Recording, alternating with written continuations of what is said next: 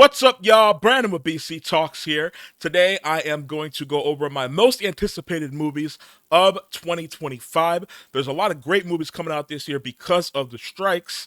A lot of the movies that were supposed to come out at the end of 2023 and 2024 got pushed back to 2025 and 2026. And now that we're at the end of January, we're going to get into those movies, and I'm going to do it a little bit differently than I did it last year. I'm going to do it in the form of a tier list, and I have a special sort of tier list here. So for this special tier list, what would be normally the S tier is going to be can't wait, will be seated opening weekend. A tier is going to be excited, but can wait a few days. B tier is going to watch, but not expecting much. C tier is I have no clue if this is going to be good or not. And F tier, the bottom tier, is going to be expecting this to be a mess. And now this video is going to just be my most anticipated movies overall of 2025. I'm also, like last year, going to do a separate video covering all the comic book movies and TV shows that are coming out this year. That'll be the next video. So if you're looking for just comic book, and fandom related, geek related content, that'll be in the next video. This video is going to be going over all the movies coming out in 2025. So let's get into the tier list. All right, so here we have the tier list, and I am going to go in order of release date, but the first movie on the tier list is a movie that we don't have a release date for, so it's going to go first, and that is The Smashing Machine. The Smashing Machine is directed by Benny Safdie and stars Dwayne "The Rock" Johnson and Emily Blunt, and this movie is the story of MMA fighter and UFC champion Mark Kerr. Now, The Smashing Machine, on my tier list, I have it at excited but can wait a few days. Now, The Smashing Machine, like I said, it's a story of MMA fighter and UFC champion Mark Kerr. I'm not familiar with his story. I watch UFC, when there's big fights on, but I'm not really that well versed in MMA history. The reason why I'm excited for this movie is because it's one of the first dramas that The Rock has done in a long time, and based on the promotional photo they released, as well as a lot of noise around the film, he's unrecognizable in this, and this could be a chance for him to shed a lot of that stigma of him just playing the same character in all the movies he's in. I make jokes about that a lot, that he just kind of plays the same character in all the movies he's in. So this is a chance for him to go back to his days of drama, back to the movies like Pain and Gain, where he didn't play the character of The Rock that he always does, his wrestling character. And so I'm really excited to see him stretch his acting chops again. And this is an A24 film. So you know that the movie is going to be good because all A24, or I would say most A24 films are good. So that is the first movie. Again, it does not have a date, at least as of the posting of this video. And that's the first movie. I am excited, but can wait a few days. Now, the first dated movie that is on my list is coming out January 31st, and that is Companion. Companion is directed by Drew Hancock, and stars Sophie Thatcher and Jack Quaid, and it looks to be a romantic psychological thriller featuring a couple at a lake house. Now, for Companion, I also have it in the tier with The Smashing Machine, so that's going to be excited, but can wait a few days. Now, for Companion, I'm a big fan of both Sophie Thatcher and Jack Quaid, so I would have seen this regardless, but the trailer is what drew me in, and I'm always down for a psychological thriller. It has the same kind of vibe to me as the movie The Menu that came out a couple years ago, which I enjoyed a lot, so I'm looking forward to seeing how this one turns out. Next on the list is Love Hurts. Love Hurts comes out February 7th and is directed by Jonathan Yusibo and stars Kiyu Kwan, Ariana DeBose, and most notably the GOAT himself, Marshawn Lynch is in this movie. And now for Love Hurts, I have it at going to watch, but not expecting much. Now, for Love Hurts, the trailer looks like it's going to be a lot of fun wild, and a heartfelt adventure, which is the perfect type of movie to watch in February. You know, everybody's here for the Ke Huy Quan Renaissance, and Marshawn Lynch looks like he's having a lot of fun in the movie. And when Marshawn Lynch is doing anything that's having a lot of fun in it, you know that it's going to be very funny. So the trailer looked like it was funny and heartfelt. So it looks like if nothing else, it's just going to be, you know, a fun movie to watch in the theaters. So I'm looking forward to that one. Like I said, I'm going to watch, but I'm not expecting much. All right, next up on the list, we have our first big boy. That is Captain America Brave New World. Captain America Brave New World comes out February 14th on Valentine's Day. It's directed by Julius Ona and stars Anthony Mackie and Harrison Ford. Now, for Captain America Brave New World, y'all know me, this is a comic book channel, so I have it as Can't Wait, Will Be Seated opening day. Now, for Captain America Brave New World, this is the first movie in the Marvel, in the MCU to really involve the overarching plot of the MCU in a while. Deadpool and Wolverine was a great movie. It was number 5 on my list of my top 20 movies of 2024. It was number 5 on my list, and I'll put a link so you can watch that video if you want to see that. But Deadpool and Wolverine didn't really have an effect on the main plot of the MCU other than bringing in Wolverine, X-23, and possibly a couple other characters if you've seen deleted cutscenes from the movie into the main continuity. Now, this is going to be the first movie of 3 this year from Marvel that are going to show us how the MCU plans to move forward in their multiverse saga, and I am so intrigued on what their plan is. And now the trailers for this movie look pretty good to me, and the premise at its core is solid, but there have been some rumors from test screenings that don't sound great, and the movie has had its fair share of turmoil. It went through multiple rewrites, a couple of, if I remember correctly, different director as well. They've done a couple of reshoots for this movie as well. So this movie's gone through a lot. And then there was also the strikes, which kind of pushed it back. But nonetheless, I'm going to take all of that with a grain of salt and reserve my judgment for when I'm actually in the theater watching it. But I'm so curious on how they plan on moving forward in the current phase of the MCU, and I'm actually really looking forward to this, even though there hasn't been a lot of buzz around it overall. But again, I can't wait, and will be seated opening weekend for Captain America Brave New World. Next on the list is Mickey 17. Mickey 17 is directed by Bong Joon-ho, starring Robert Pattinson. And for Mickey 17, I have it at Can't Wait, Will Be Seated opening weekend. Now, for Mickey 17, if you watched my most anticipated movies of the 2024 video at the beginning of last year in January, you'll know that. So this video from last year, you'll know that I had Mickey 17 on that list. That's because this movie was supposed to come out last year, but it got delayed a few times, and now it's coming out March 7th of this year. So this movie is coming out a year later than it was supposed to.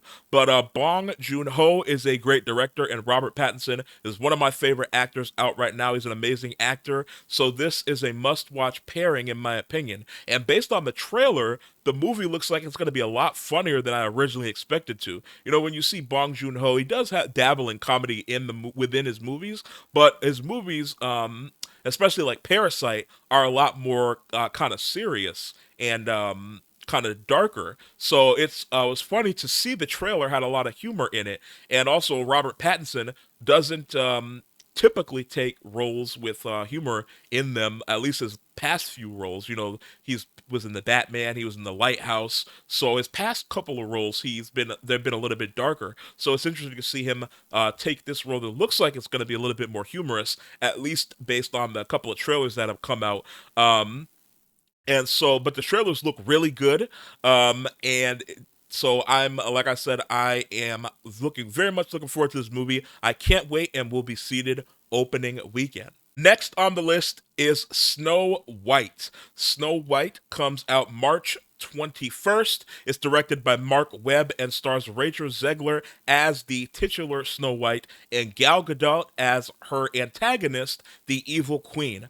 Now, for Snow White, I have it at expecting this to be a mess, but I'm watching it anyway. Now, for Snow White, there's been a lot of controversy surrounding this movie because of some of the comments Rachel Zegler made about the original Snow White and how it's a bit misogynistic and whatnot. Which that movie, the original Snow White was the first animated Disney movie that ever came out way back in the day. And so it is kind of a product of its time.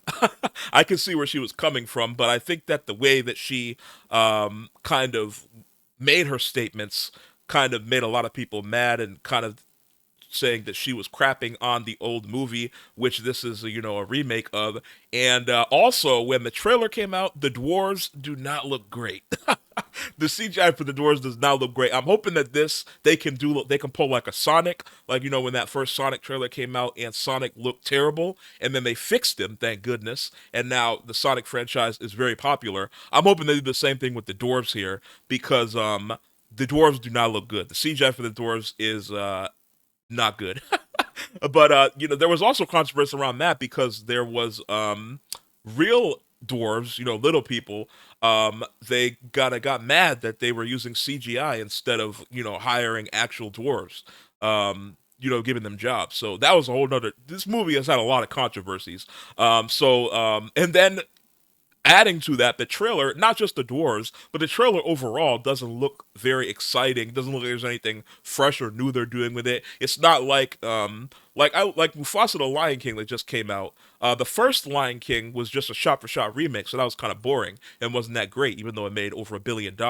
But this past Mufasa the Lion King, the second movie, they actually did something different, and I thought it was, it was a lot of fun. The movie, and also Aladdin was another live-action remake that I really liked because even though it wasn't a shot-for-shot remake exactly, and they kind of told the story from the perspective of the genie, Will Smith, and I thought that the changes that they did make added to the movie, and it was a lot of fun. So I like the live action remakes when they kind of add little things or to kind of mix it up a little bit, because if you're just going to do a shot for shot remake, you can just watch the original. The original Disney movies stand the test of time. Snow White came out in like the 1940s or something, or 1937 or something. I forget the exact year, and it stands the test of time.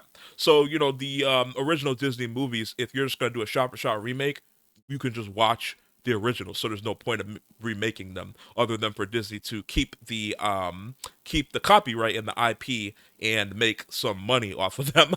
Because even though the movie might not be good, it's probably still going to make a lot of money because it's a family movie. And those movies make a lot of money. Like Mufasa, the first Lion King that everybody said was not that great, still made over $1 billion. I think Mufasa also made over $1 billion. So these movies make them money. They don't really care about the quality so much. But yeah, like I said, I'm hoping this is good. But I just based on everything that surrounded the movie, I am expecting this to be a mess. But I'm still going to watch it anyway. Next on the list, we're going into April. That's April 4th, which is the date that a Minecraft movie is coming out. Now, a Minecraft movie is directed by Jared Hess and stars Jack Black as Steve, who's the playable character in the Minecraft games, alongside a ensemble cast including Jason Momoa, Emma Myers, Daniel Brooks, and a few others. And this is a live action take on the popular Minecraft game, probably one of the most recognizable games of all time, other than like Tetris or Mario. But now, for a Minecraft movie, I have it in the tier of I have no clue if this is going to be good or not.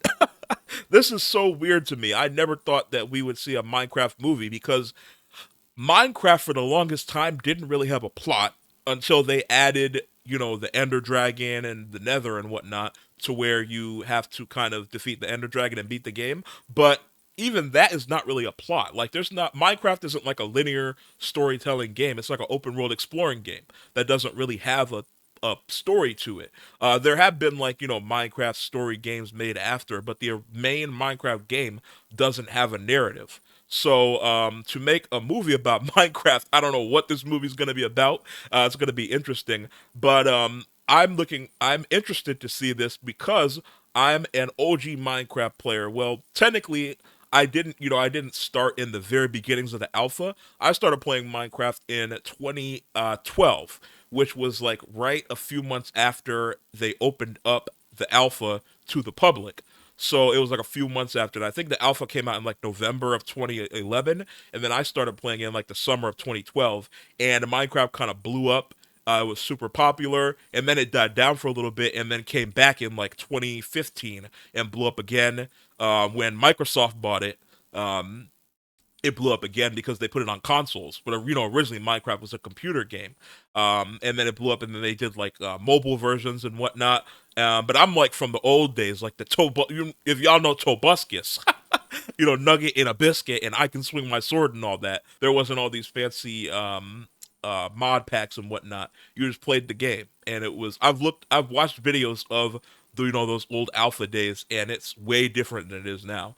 But it's still functioning the same game, and throughout the test of time, it's never really had a narrative. So I don't know what the story is going to be in this movie, but I'm still going to go watch it. I'm interested to see it, and I have no clue if it's going to be good or not. Next on the tier list, we have Sinners. Sinners is directed by Ryan Coogler of Black Panther fame and stars Michael B. Jordan, Josh Allen's fiance, and Shameik Moore's mortal enemy, Haley Steinfeld. It's easier looking at Haley than being Miles trying to get to Gwen, you know what I mean? Among others. Now, for Sinners, which comes out on April 18th, I have it at can't wait, will be seated opening weekend, and I have it before Captain America. So that's going to go there. Now, for Sinners, there's not a lot of information about this movie out. The trailer, they didn't release a lot of information in the trailer, and I think just recently another trailer came out. I didn't watch it because I want to go in it kind of not knowing that much. Most of what we know is that it's Michael B. Jordan is going to be playing twins, so he's going to be playing against himself. Twins who move back to their hometown to find some great evil, which it's rumored to be some sort of KKK vampires, which sounds crazy, but but I think it's gonna be really interesting. And Ryan Coogler is a great director. He directed the Black Panther movies. He also directed Fruitvale Station, which is a really great movie, and a few other movies. And so I'm really looking forward to him. The past couple movies he did were the Black Panther movies, so I'm looking forward to him getting back into movies that aren't in the comic book space. Even though this is a comic book channel, I'm looking forward to him going back into kind of the drama, and this is kind of like horror space. So I'm really excited to see what this movie is going to be. Again, I'm probably, if they release more trailers or promotional stuff, I'm not going to watch it because I want to go in as blind as possible to be surprised. But I am very much looking forward to this movie by Ryan Coogler, and I can't wait. I will be seated opening weekend. The next movie on my list comes out April 25th, and that is Until Dawn. Now, Until Dawn is directed by David F. Sandberg, who made the first Shazam movie, as well as the horror films Lights Out and Annabelle Creation. So he does have some experience directing horror movies here. Now, Until Dawn, I have no clue if this is going to be good or not. We're right there with the Minecraft movie, which is ironic because Until Dawn, if you don't know, is also a video game movie. It's an adaptation of the video game of the same name, Until Dawn, which came out in like 2015, and it was kind of a cult classic and a pop hit because people did reactions to it on YouTube, and those reactions blew up all over YouTube. So the game got really popular, and it spawned a bunch of spin-off games, horror games from it. Now, the trailer actually came out like last week. And before the trailer came out, I was actually looking forward a lot to this movie because I really liked the game. It's a really good game. But the trailer came out, and I was like... And I've got to say, in all honesty, it's the biggest piece of dog shit.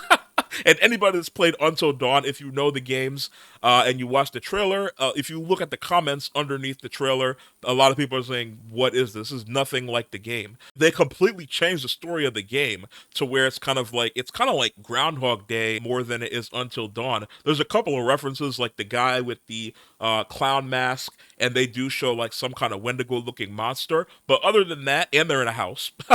Although in the game it's a cabin in the like in a wooded resort area, not a house. So other than those couple of references, it's nothing like the game. So I have no clue uh, what why they decided to stray so far from the source material, and I have no clue if this is going to be good or not. Next on my list is another big one. This is May 2nd. On May 2nd, Thunderbolts, with an asterisk, is coming out. Thunderbolts asterisk is directed by Jake Schreier and stars an ensemble cast featuring Florence Pugh, Sebastian Stan, David Harbour, Wyatt Russell, and many others. And again, that's coming out May 2nd.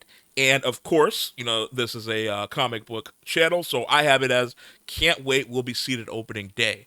Now, I think I'm more excited for Sinners than Thunderbolts. So I'll put right after Sinners, but I'm very excited for it, and I'm more excited for it than I am Captain America: Brave New World, even though I'm still going to see both of them opening weekend. Now, for Thunderbolts. We don't really know a lot about the plot of this movie, other than the fact that Valentina Allegra de Fontaine seems to have gathered a ragtag group of anti-heroes together to form some sort of Black Ops team that feels very familiar. What, we some kind of Suicide Squad? Now, obviously, if you don't know the comics, if you know the comics, you know that the Thunderbolts aren't really quite like the Suicide Squad, but it seems like here in the MCU, it's basically going to be the Suicide Squad, and they're reworking it into the MCU. Like in the comics, it was villains that came together when the Avengers went away, and to basically be heroes.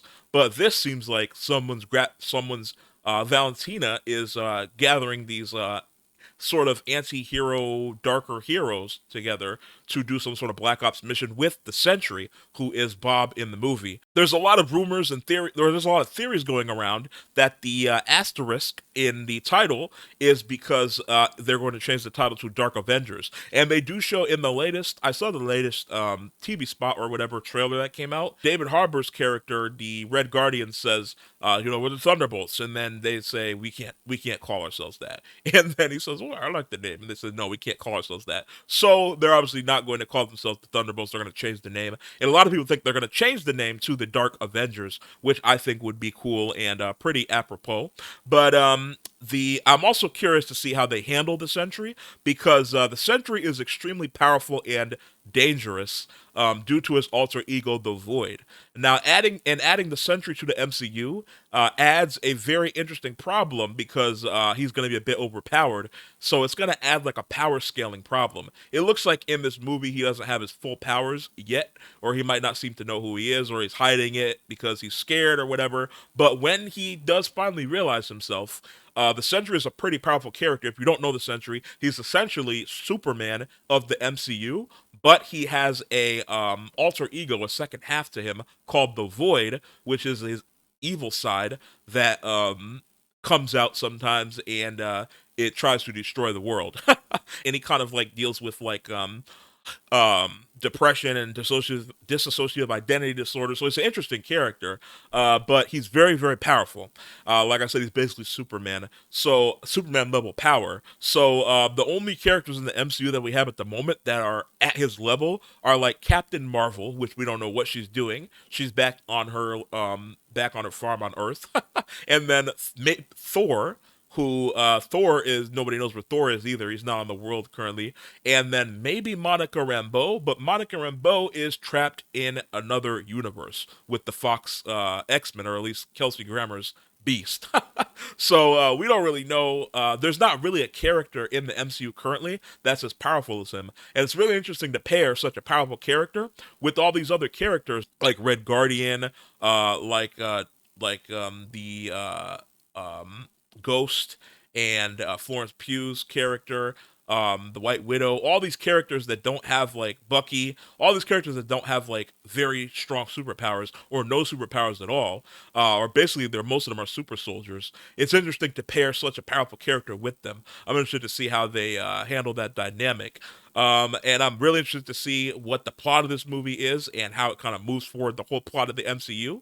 And I cannot wait, and will be seated opening weekend. Next on the tier list is Lilo and Stitch, which comes out May 23rd and is directed by Dean Fleischer Camp. This is a live-action remake of the popular 2002 animated film, which makes me feel old. But now for Lilo and Stitch, I have it at excited, but can wait a few days. Even though I have AMC A-list, so a lot of these movies that I say that aren't in the opening weekend tier list, I'm probably still going to see them opening weekend. It's the sentiment more than the words.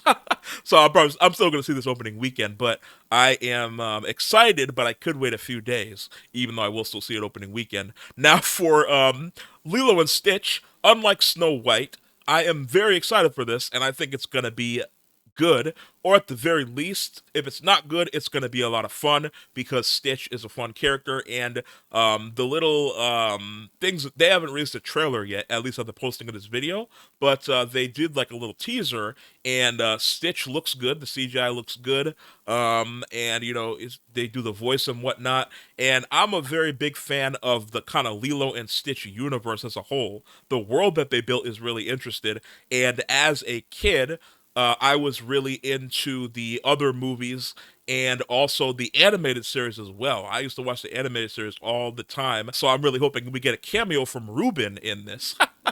And I've also been through Stitch's Great Escape and Magic Kingdom, which is now closed. It closed like in 2017, I think, but I have been on that as well. But maybe if this remake gets really popular and kind of you know, gets Stitch popular with the kids now, because there hasn't been Lilo and Stitch content in a while. They made the movie, then they made like a couple sequels, they made the TV show, and then it kind of went away for a bit. So I don't know if like the younger Gen Z and Gen Alpha are even really aware of like Lilo and Stitch, other than like they know them, but I don't think like they, you know, they don't know them. Like, they didn't grow up with Lilo and Stitch. So this could infuse more popularity of Lilo and Stitch into that generation. And if it gets popular enough, maybe they'll bring back the ride. And, you know, they'll open it back up. But either way, I think this is going to be a fun little adventure with our old friend Stitch. And I am looking forward to it. I'm excited, but I can wait a few days, even though I am going to see it opening weekend. Next up, on May 23rd, we have Mission Impossible: The Final Reckoning. This is coming out the same day as Lilo and Stitch, so maybe we'll get a Barbenheimer situation. And this is the alleged final Mission Impossible movie. So Tom Cruise's last Mission Impossible movie, allegedly. And it's directed by Christopher McQuarrie, obviously starring Tom Cruise in what is supposedly his last time playing Ethan Hunt in Mission Impossible. Now, for this movie, I, believe it or not, I have it as can't wait. We'll be seated opening weekend, and I'm actually looking forward to this more than I am Thunderbolts.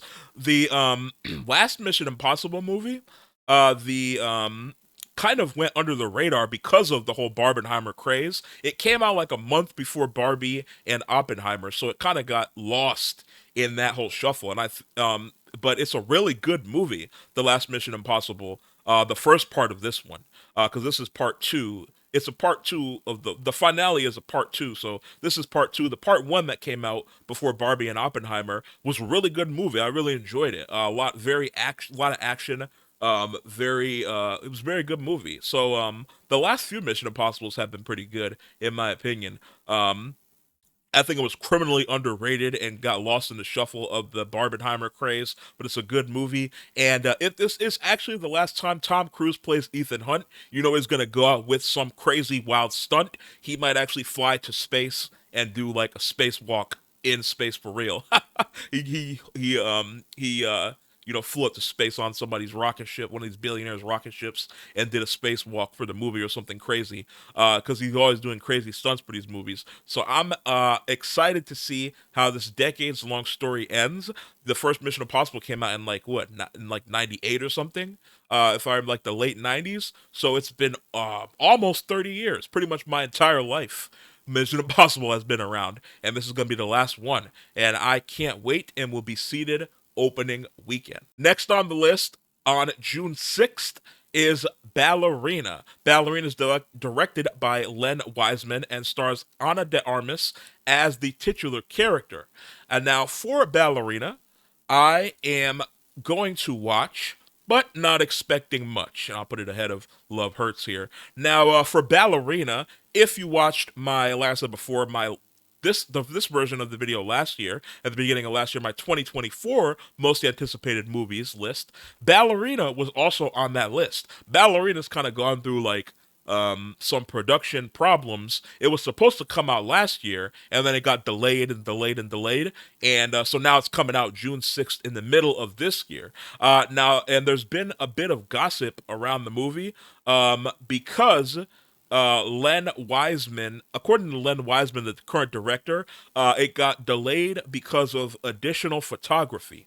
But there are rumors that Chad Stahelski, I always pronounce his name wrong. Chad Stahelski is the guy who created the John Wick universe. If you don't know, Ballerina is a spin-off of the John Wick movies. So it's about this girl who's played by Ana de Armas, who is an assassin from the same kind of world. And it's set before the last John Wick that came out. So that was John Wick 4. It's set before John Wick 4. We see in the trailer, John Wick has a cameo in the movie. So if you know, spoiler alert, he dies in John Wick 4. The rumors around this movie is that the guy who created John Wick, Chad Stahelski, he's not the guy directing this movie. It's Len Wiseman. But the rumors are that he saw a cut of this movie. He didn't like what they were doing with it, and so he made some changes, and that's why the movie got pushed back from last year to this year, because they had to do reshoots and script rewrites and whatnot. But according to Len Wiseman, he said it was additional photography, and they claim, Chad Stahelski claims that he only stepped in to give a little shine to what director Len Wiseman had already filmed. That's his words, to give a little shine. So I think that they're playing coy here, and that I do believe the rumors that he saw what they were doing with his universe, and he was like, I don't like this. So let's push it back a little bit more and change it up. So, I don't mind that. If the movie is better than what it was going to be last year, and, the creator of the universe came in to add notes and whatnot, then I think that's a good thing. And I was really looking forward to this last year because I really like Ana de Armas, and I like the John Wick universe. But either way, we're getting it in the middle of this year, so a year and a half later. But I am going to watch, but I'm not expecting much just because of all the rumors, but I'm hoping it's good, though. But we'll see what happens. Next on the list is How to Train Your Dragon, which comes out June 13th. How to Train Your Dragon is directed by Dean DeBlois, who both co-directed and co-wrote the original animated movie. He's back to direct the live-action remake 15 years later, which stars Mason Thames, Nico Parker, Gerard Butler, who was in the original animated movie, and many more actors. And now for How to Train Your Dragon, which again comes out June 13th, I have it at I have to find the poster here. Here we go. I have it at excited, but can't wait a few days. And I actually have to move this Lilo and Stitches first. And then I have How to Train Your Dragon right after Lilo and Stitch. So 2 live-action remakes, one from Disney, one from DreamWorks. DreamWorks is dipping their toes into the live-action remake world. Now, if DreamWorks is going to start doing live-action remakes of their movies, they're doing this, and they're doing Shrek 5, which isn't a live-action remake, it's going to be animated, but DreamWorks is back now. If DreamWorks is planning on doing live-action remakes, I want to nominate The Prince of Egypt and Sinbad as their next remakes, because those are two movies that actually lend themselves to remakes because they are mostly people in the movies and they're really good underrated movies. The Prince of Egypt has a banger soundtrack. If you haven't watched The Prince of Egypt, you should watch it. Even if you're not religious, you should watch it because it's just a good movie and has a banger soundtrack. Mariah Carey and Whitney Houston won an Oscar for, or a Grammy for, the song that they made in that movie. Like, the soundtrack is crazy in that movie, and the cast is really good too. It's crazy that that is a DreamWorks movie. And Sinbad is an underrated movie in my opinion about, you know, pirates who go on this adventure. It's like made for getting live action remade. And while we're talking about live action remakes, if someone can call Bob Iger over at Disney and let them know to do a remake of Atlantis: The Lost Empire, because I don't know what they're waiting for. They're remaking all these movies like Lion King and Beauty and the Beast that don't have mostly people in them, or don't, you wouldn't think would be live action remakes.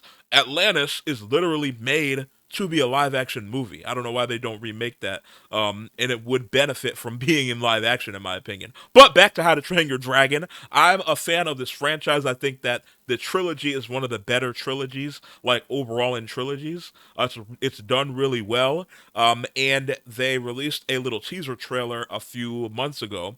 And Toothless, the dragon, he looks like they ripped him right out of the animated movie. They probably did. They probably used the same assets. They were like, let's just take the assets from the CGI here in the movie and put it right into live action and clean it up a little bit. But he looks good. It looks exactly like him. And when now I was kind of wary about it. I was like, I don't know, like what this is gonna be like. But then when they show Toothless in the movie, and then he touches Toothless, and then the soundtrack hits, the score of the movie, that no no no no no, it hits. And you're like, all right, I'm back in. I'm in for this. Even if the movie's bad, I'm in for it. But I'm interested to see if it's going to be a shot-for-shot remake, like the teaser trailer would suggest, because the teaser trailer is literally like shots taken from the animated movie put into live action. I hope it's not a shot-for-shot remake because, like I said about the Disney ones, the ones that are shot-for-shot remakes, you could just watch the original movie. Why watch the live-action remake? So I hope they do some changes that make it interesting enough to warrant it being live-action. But like I said, I am excited, but can't wait a few days for How to Train Your Dragon. Next up on June 20th, we have 28 Years Later. 28 Years Later is directed by Danny Boyle and stars Aaron Taylor Johnson, Ralph Fiennes, Cillian Murphy, and more. It has a stacked cast. Now, 28 Days Later, I am excited, but can't wait a few days, and I actually have it above Lilo and Stitch and How to Train Your Dragon. Now, for 28 Days Later, I'm actually not familiar with this franchise. You know, if you're not familiar, it's a sequel to the science fiction zombie movie 28 Days Later, and there was also 28 Weeks Later, which was the sequel to that. So this is like the third movie in the franchise. They skipped 28 months and went to 2 years. But for 28 Years Later, I haven't seen the previous two movies. The reason why I'm excited for this movie is because of the trailer. The trailer came out, and the trailer, if you haven't seen the trailer for this, go look it up because it is one of the better trailers I've seen in a long, long time. The way that they put it together, and then with the poem, the reciting of the poem reciting of this is so good, I had to look up the actual poem. It's a really good poem. Like I said, the reason I have it on my most anticipated list is because of the trailer. So it's one of the first movies in a while that the trailer is what got me excited about the movie, which is what a good trailer should do. So I'm looking forward to getting into this universe. I'm going to watch 28 Days and 28 Weeks Later before this movie comes out so I can, get caught up into the lore and whatnot. But yeah, I'm really excited to see what this movie is going to be, and it has a great cast as well. Aaron Taylor Johnson, Ralph Fiennes got nominated for a few Oscars. So Cillian Murphy won the Oscar last year. So it's got a great cast, and like I said, I'm excited, but can't wait a few days for 28 Years Later. Next on my list is Megan 2.0, which comes out June 27th. Megan 2.0 is directed by Gerard Johnstone and is a sequel to 2022's sleeper hit Megan, which kind of became like a cult hit. And it's a movie about an AI-operated children's robot that becomes a self-aware killer. Back in 2022, I saw Megan with a few of my family members, and I thought it was just going to be like, a fun kind of like horror movie, but it's actually really good. It was a really good movie. I like how they like the structure of it and how they kind of made the movie. I think it's a really fun movie, and so and I wasn't expecting much out of it because it came out in January. And, a lot of the bad horror movies come out in January, so it kind of broke the trend there. And now it broke it so much that the second movie is coming out in the summer, which is crazy because usually summer is when they put the blockbusters, not the horror movies. So I am looking forward to seeing what they have planned for Megan 2.0, and I am excited, but can't wait a few days. Speaking of blockbusters, on July 2nd, we have Jurassic World Rebirth. Jurassic World Rebirth is directed by Gareth Edwards with a stacked cast featuring Jonathan Bailey, Scarlett Johansson, Mahershala Ali, which is one of my favorite actors, and he's getting I feel so bad for him about the Blade movie that is in like production hell, and it's probably never going to come out. I really wanted to see him as Blade. Ed Skrein's in this movie and more. Now, for Jurassic World Rebirth, I am, even though it has such a stacked cast and the previous Jurassic World of movies all make billions of dollars, I have it as going to watch, but not expecting much. I do have it at the top of that, though. And like I said before, each of the 3 Jurassic World movies made over $1 billion. I don't know how they do that because the movies aren't that good, but they always make $1 billion. People love seeing dinosaurs in the movies, specifically the Jurassic World dinosaurs. Now, to me, the Jurassic World franchise is kind of on par with the Fast and the Furious franchise because both of them are kind of like you turn your brain off and just eat popcorn and watch a movie about, cars blowing up and going to space, or in this case, dinosaurs destroying everything. So they're like big spectacle movies, not really very interesting narratives. So I'm hoping that with this new cast that they have, Chris Pratt's not going to be in this movie, or Bryce Dallas Howard, they have a whole new cast, even though it's the same world, it's 5 years later.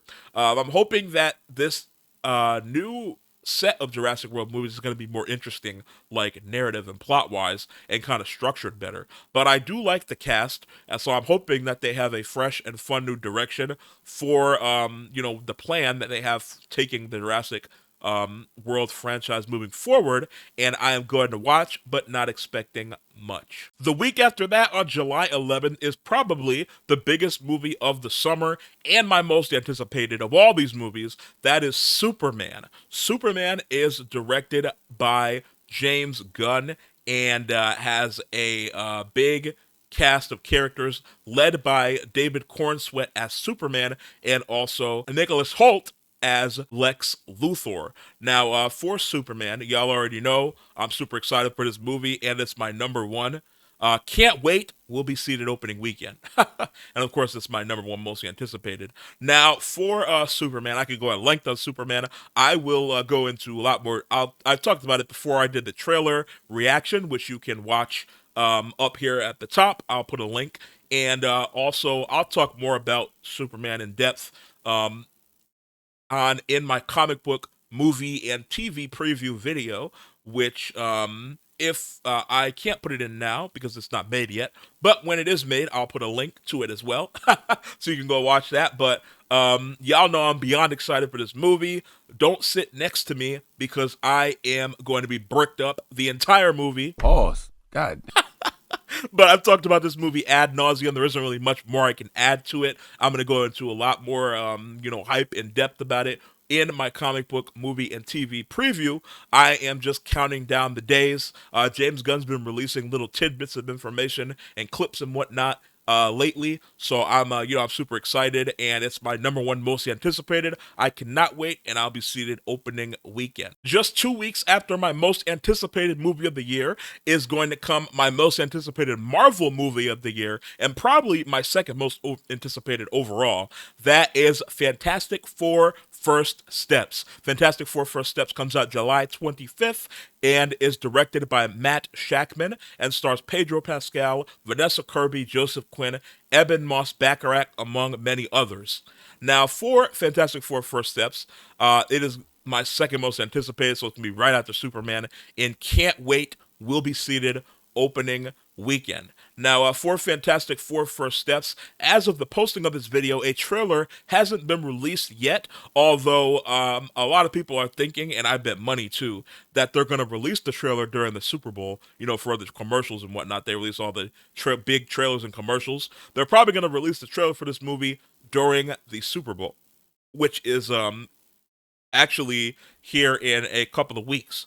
So I'm interested to see how the MCU handles the Fantastic Four, and because you may or may not know, the 21st Century Fox owned the rights to both the X-Men and the Fantastic Four related characters, and they made two different but similarly terrible versions of the Fantastic Four. There was the early 2000s one, the one with Jessica Alba and all them, and then there was another one with a younger Michael B. Jordan before he kind of blew up and was what we know him as today, and Miles Teller, as well as a few other actors in there. Both of those sets of Fantastic Four movies are not good. The one with Miles Teller and Michael B. Jordan is worse. People call it Fan-4-Stick because they put the 4 as the A.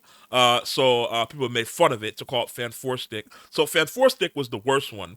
The original ones in or not the original, because there was some even way back in like the 90s, but the early 2000s ones, the one with Jessica Alba, and also Chris Evans is in that as well, who played Captain America, and he came back to reprise that role as Johnny Storm in Daredevil. So that was a fun cameo. I love that. I posted about it in my Daredevil or Deadpool and Wolverine video. But basically both the Fantastic Four movies were not good. And then 21st Century Fox got bought by Disney, which is how they made Deadpool and Wolverine into the MCU now. And now they have the Fox and X-Men characters. So we're going to start getting X-Men characters, and we're starting off with the Fantastic Four, and then later we're going to get the X-Men in the MCU. So I'm really excited to see what Kevin Feige has in store for the Fantastic Four. He's a very big Fantastic Four fan. He's always talked about it, how he wanted to do things with the Fantastic Four. And now that Disney bought 21st Century Fox, he can finally work with the Fantastic Four. So I'm really interested to see what he has cooked up for this. And Matt Shakman, the director, it's a very good cast. They look very good as the Fantastic Four. I'm really excited to see the trailer for this movie. And I'm interested to see how the Fantastic Four is going to shake up the MCU, because the Fantastic Four, if you know the comics, they're Marvel's first family, and they're one of the more popular runs of comics for Marvel Comics. It's like Spider-Man's number one, the Hulk is another one of their more popular characters, Wolverine, and then the Fantastic Four. The Avengers weren't really that popular. They only got popular because that's all that Marvel had, was the Avengers, so they made them popular. The Fantastic Four is way more popular than the Avengers in the comics, but in the in pop culture they're not, because the other Fantastic Four movies, both sets of movies, were so bad. So I'm really excited to see a good version of the Fantastic Four in the MCU here, and to see how they're gonna work them into the MCU and moving forward as well. So I can't wait, and I'll be seated opening weekend for Fantastic Four First Steps. Next up on my list is a movie a lot of y'all probably haven't heard of. This is Bugonia. Bugonia comes out November 7th and is directed by Yorgos Lanthimos and stars Emma Stone. They are teaming up again. If you don't know, Yorgos Lanthimos made Poor Things, which came out a couple of years ago and was, or last year. No, I guess last year was 2024. It came out in 2023, and it was a really good movie, if you haven't seen it. And Yorgos Lanthimos and Emma Stone teamed up for that. Now they're teaming up for another movie. We don't know much about this movie, except that it's a remake of a Korean science film called Save the Green Planet. And now for Bugonia, I have it at excited, but can't wait a few days, and I'll put it before the Rock movie.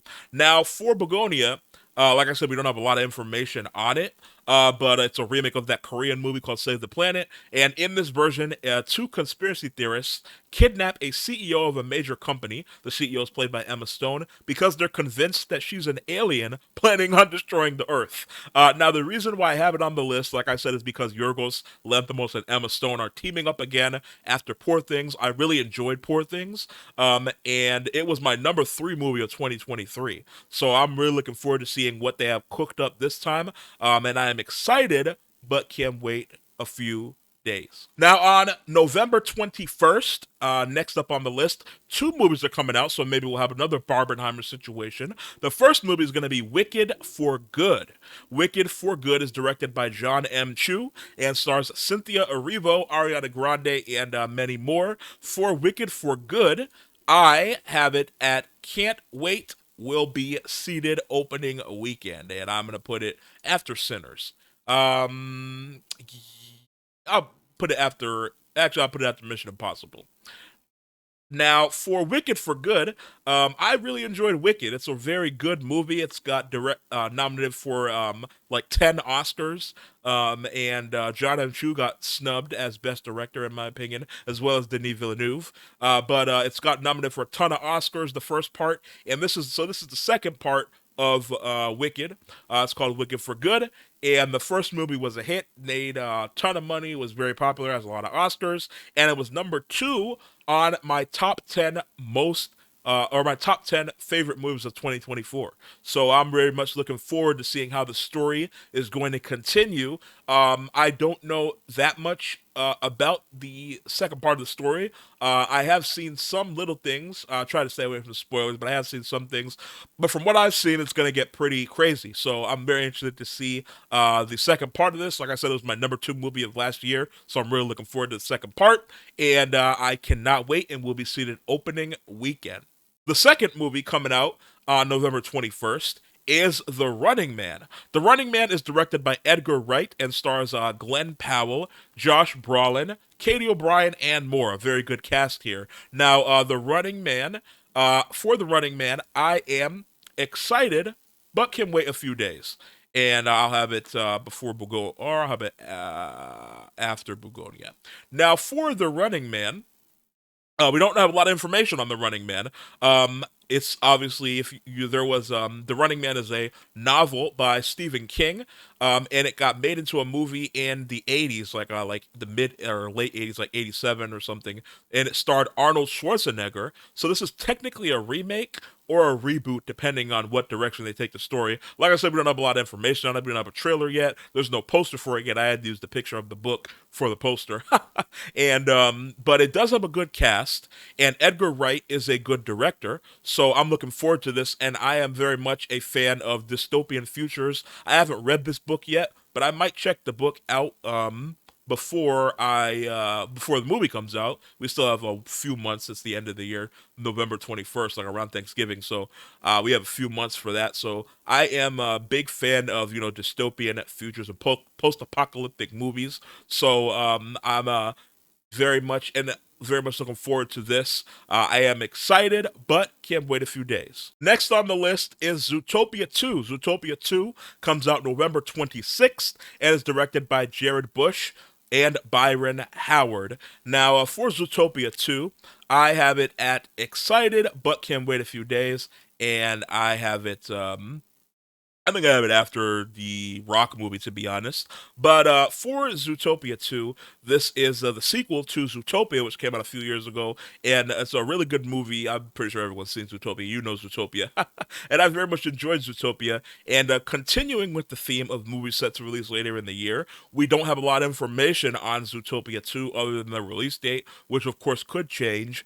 Movies get pushed back all the time when they're scheduled for later in the year, like Ballerina last year and Mickey 17. So it might come out November 26th, it might not. We'll see.